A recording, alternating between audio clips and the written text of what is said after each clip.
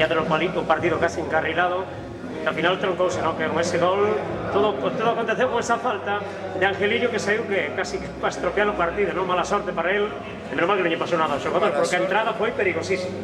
Temos as imaxes, pero bueno, non pasou nada. O que pasou que foi que vos fastidiou o día do ascenso na man, e agora hai que esperar a derradeira xornada por parte de todos. O único que sale ben parado é o Areas e o Arosa. Non estou de acordo porque eu o que vexo é que é un balón dividido, que vamos dos co pé arriba, e non hai ningunha falta, de nada saco unha tarjeta roja cando non é nin amarilla. Para mí, se quere pitar falta, pode pitar falta, pero daí a deixarnos con un xogador máis menos. Pasou no Manchester United co Real Madrid a mesma xogada, non? E foi expulsado tamén Dani, o portugués. Pero neste caso non toca ao contrario, que ese é o que fastidia, non? Reventache un partido por unha decisión que para min...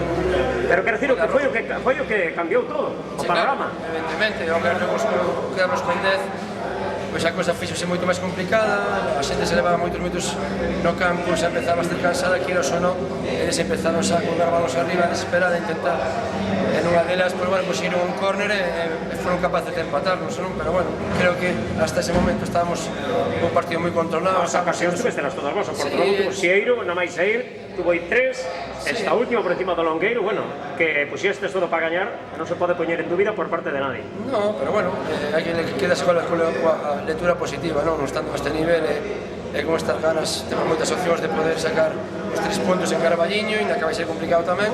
Si, me dá o cuarenteiro. Claro, vamos a ir alá e intentar a ver se somos logo capaces. Na máis non están salvados, e teñen que... Sí, nós, evidentemente. É un partido para subir e para descender.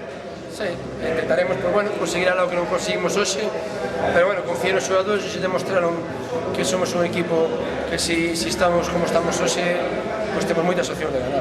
Quer dizer que é unha boa preferente, porque hai que esperar a última xornada para saber quen vai ascender a terceira. Sí, pero eso xa o sabíamos antes de empezar, non? Que a categoría é moi igualada, e bueno, estará nas nosas mans e intentaremos, pues, conseguir a semana que vamos. Sorte, Poviñeiro, domingo. Gracias.